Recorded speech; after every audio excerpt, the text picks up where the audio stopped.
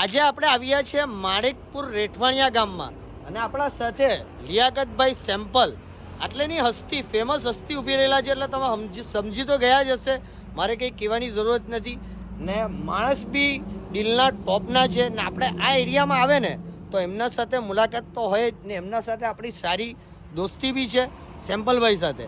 તો આપણે આ મારા પાછળ મુસ્કાન ચિકન સેન્ટર તમે હમણાં પાછળ જોઈ રહ્યા છે જે એટલે માણેકપુર ગામમાં જ છે ને, આનો એડ્રેસ માણેકપુરમાં જ છે ને, માણેકપુરમાં જ છે. પણ આટલે અનોખી વાત આપણને દાવતની એ મળી મુસ્કાન ચિકનમાં. અંદર બી તમને એમ્બિયન્ટ બી બતાવીએ છીએ કેવું છે. જરાક સેમ્પલભાઈ આગળ ચાલો.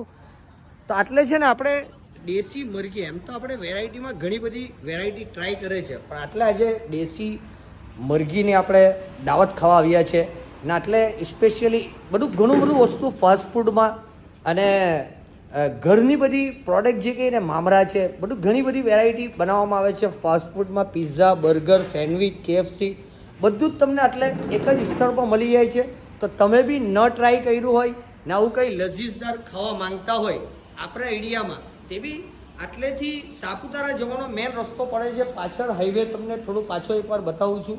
તો આટલેથી સીધો સાપુતારા બી જવાય છે. તમે આવતા જતા અવશ્યથી આ મુસ્કાન ચિકનની વિઝિટ કરજો ને આપણા સેમ્પલભાઈને ફરી એકવાર મેં ભણાવી દઉં. જો આટલેની ફેમસ હસ્તી છે ને આપણા ફ્રેન્ડ બી છે ને હમણાં ઘણા ચર્ચામાં છે કેમ કે એમની ફેન ફોલોઈંગ છે ને આજુબાજુ ઘણી વધી રહી છે.